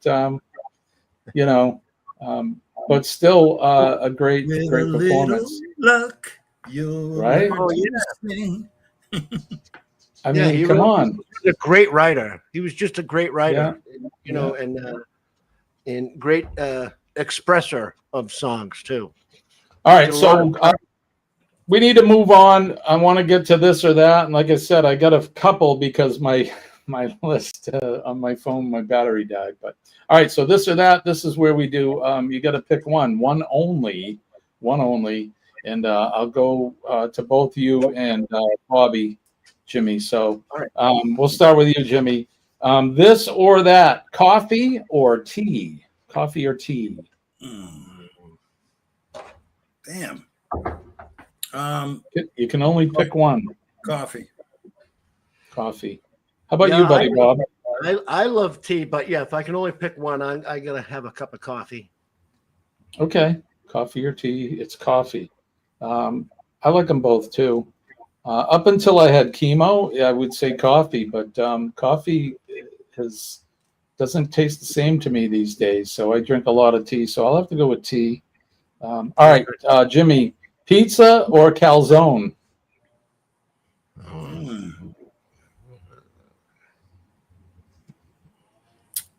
Pizza. Pizza. Buddy Bob. That is a tough one. I really like a good calzone. Yeah, I'm going to go calzone. Calzone. Somebody's got to be on that. I'm gonna go with pizza. I like pizza. Calzone's good. It's really just a stuffed pizza, I guess, right? Yeah, fold your pizza in half, and there you go. You're in business. All right, Jimmy, you ready? Baseball or football? Football. Football. How about you, Buddy Bob? Baseball. Red Sox. Go Sox. Yeah. I'm probably gonna pick baseball as well. Although I like them both, or I did like them both, not so much anymore. All right, here we go. Let's go back, think back, turn the hands back to our high school days and prior. Camaro or Mustang? Ooh, see, Can only pick one. I know. If again, we got to pick one, and you're saying dial back the day. Back in the day, it would have been the Camaro, but today, it's a 1967 fastback. Nice, yeah. Nice. Yeah, with the vents on the side there, that little bullet. I like the bullet. Yeah, the bullet. I want the bullet. Yeah. I want the Steve McQueen stick shift 390. That's the GT. 400 horse engine, and just get the F out of my way, man. Get out of my way. Yeah. How about you, Buddy Bob? Dude, the chase scene between that green Mustang and the black Charger, Yeah. Steve McQueen in Bullet, that's like that's the best car chase scene ever. The Camaro, it can be anything you want it to be because the way that they built them. But I'm gonna say Mustang. And I also would like a GT. You know where I'm going. Mustang for me, GT. My favorite car ever since I was little would be a Mustang. And I never owned one. I've never owned a Mustang. Me neither. I don't even know. I probably wouldn't even. Your brother owned one, right? Right. My brother did have one, yeah. But you can't own all the toys. I'd be getting out of it. It looked like it was giving birth. Yeah, I don't even know if I could. I don't even know if I could sit in the damn thing, but I hope I would. Yeah. Look like Carrie coming out the ass of the fake cow there, and yeah, The hump was hard in a Mustang. Like a gorilla in a phone booth. We had one when I was a kid. We had a 66, and I had two sisters, so there were three of us kids. Somebody had to sit on the hump, as we would call it, right? Sitting over the transmission tunnel or the drive shaft tunnel, and there was hardly any seat there. It was barely padded, so we used to fight over who's going to sit in the hump. Remember the hump? Remember the hump? Everybody loved the hump. Not in the Tornado. I fell off the seat a few times and hit the hump because we didn't wear seatbelts back then. So the old man had hit the brakes and off you'd go. All right. Popsicle or Italian ice? Oh. Popsicle or Italian ice? What's the difference? The stick? I think the flavor's a little bit different. Yeah. I'm going to go Italian ice. Buddy Bob, what about you?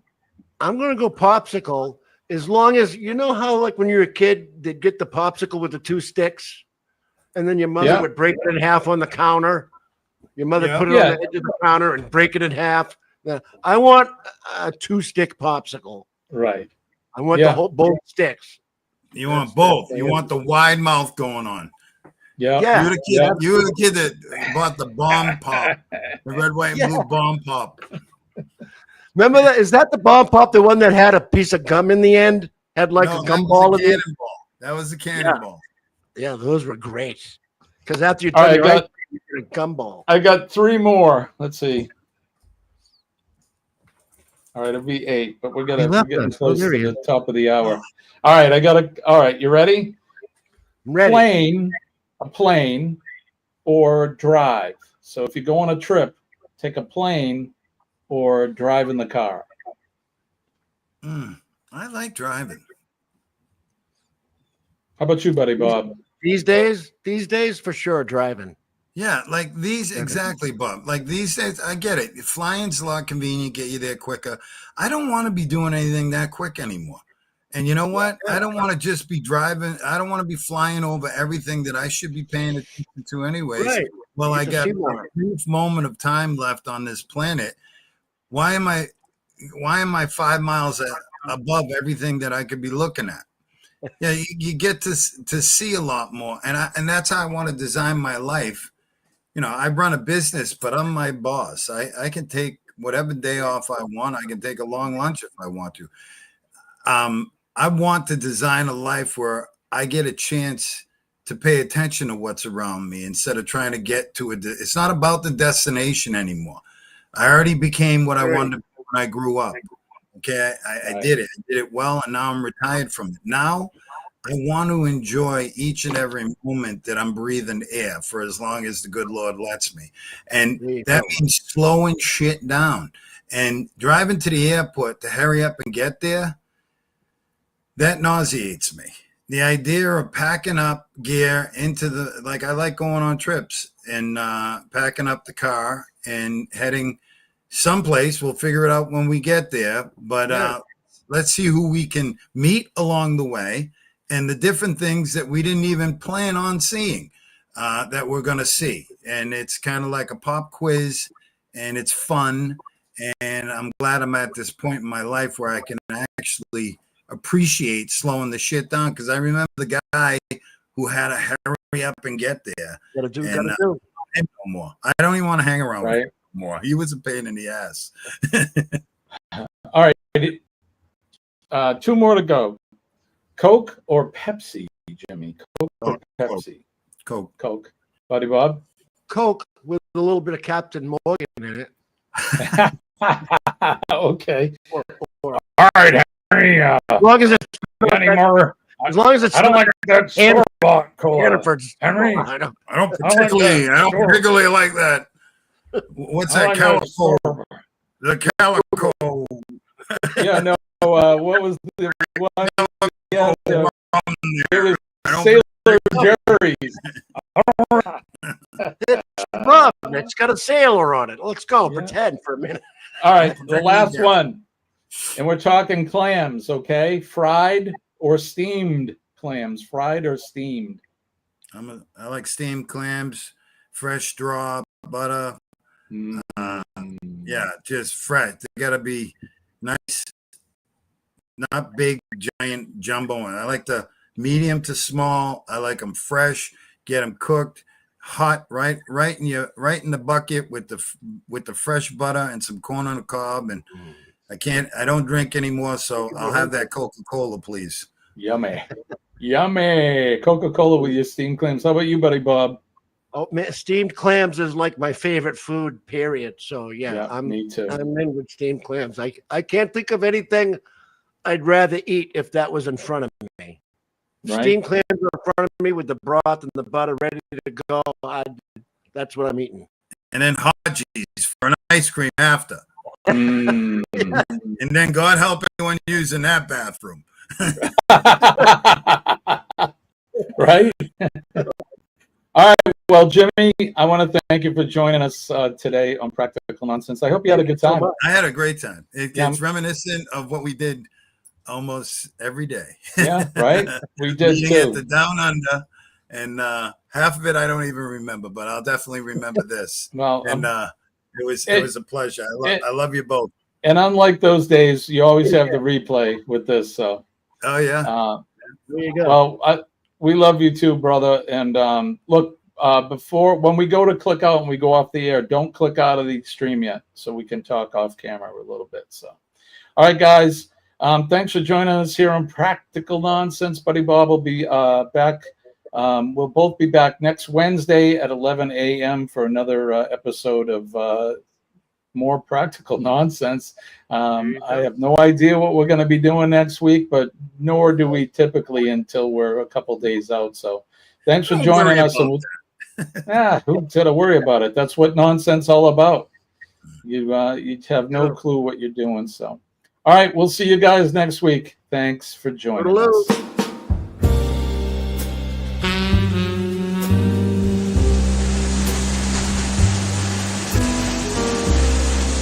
Mm-hmm.